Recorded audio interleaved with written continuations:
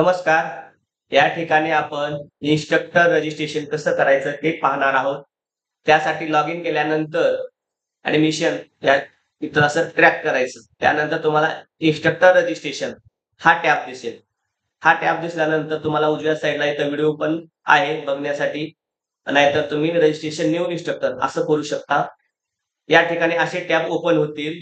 येथे तुमचा आधार नंबर टाकून आय ॲग्रीला क्लिक केल्यानंतर व्हेरिफाय करायचं. व्हेरिफायचा ओटीपी टाकल्यानंतर तुम्हाला बेसिक माहिती इथं ऑटोमॅटिक फिल झालेली दिसेल.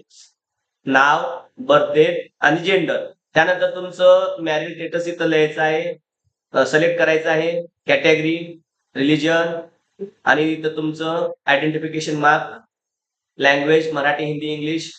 इथं वडिलांचं नाव, इथं तुमचा पासपोर्ट साइजचा फोटो, मोबाईल आणि ईमेल आयडी टाइप करून इथं व्हेरिफाय करायचं ओटीपी टाकून. त्यानंतर तुमचं पॅन कार्ड आणि पॅन कार्डचा पीडीएफ या ठिकाणी अपलोड करायचा आहे.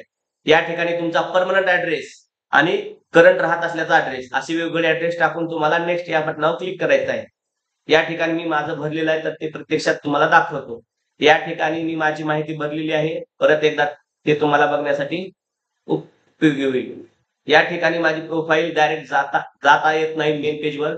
त्यामुळे मला बॅक या बटनाचा वापर करून पहिल्या पेजवर जावे लागेल. त्यासाठी मी असं करत आहे. या ठिकाणी सर्वप्रथम पहिल्या पर्सनल ॲड्रेस डिटेल्स या पेजवर आल्यानंतर या ठिकाणी आधार नंबर टाकल्यानंतर तुम्हाला असं व्हेरिफायचं बटन दिसेल. त्यानंतर ऑटोमॅटिक ही माहिती येईल. त्यानंतर मॅरिड स्टेटस हे सगळ्या गोष्टी वाचून भरायच्या आहेत. कॅटेगरी तुमची, हे लँग्वेज, तुमचं वडिलांचं नाव, तुमच्या इथं फोटो, मोबाईल नंबर व्हेरिफाय करायचा, ओटीपी टाकून ईमेल आयडी व्हेरिफाय करायचं, पॅन कार्डचं पीडीएफ, करंट ॲड्रेस आणि करंट ॲड्रेस आणि करंट ॲड्रेस म्हणजे परमनंट ॲड्रेस ही दोन्ही ॲड्रेस तुम्ही टाकल्यानंतर नेक्स्ट करायचं.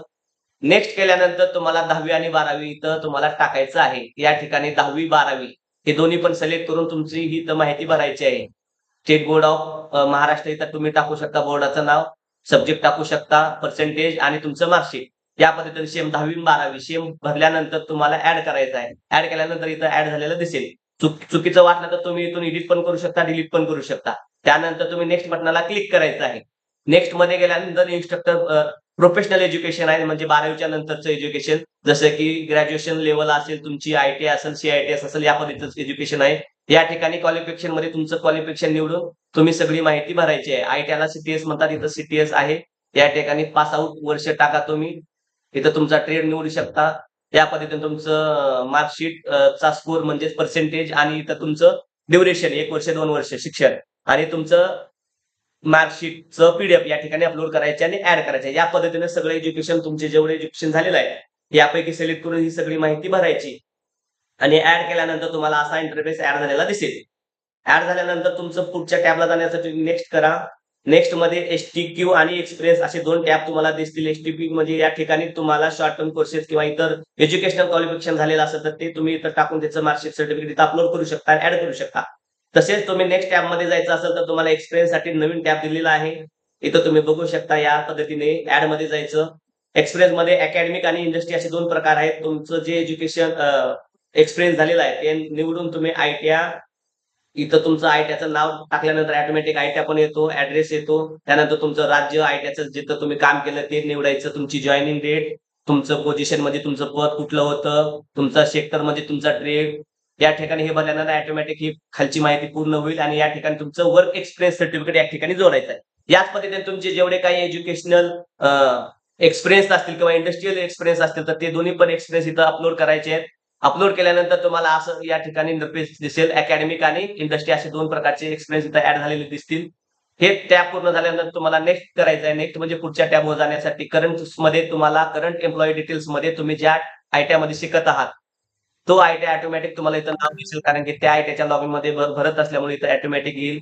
त्यानंतर तुम्हाला कॉन्ट्रॅक्ट आणि परमनंट, रेग्युलर या पद्धतीने तुम्हाला जे तुमचं आहे एम्प्लॉई टाईप तो निवडून पुढे जायचं आहे. तुमचा ग्रुप कुठला आहे, employee, vocational, group instructor, supervisor या पद्धतीने निवडायचं आहे.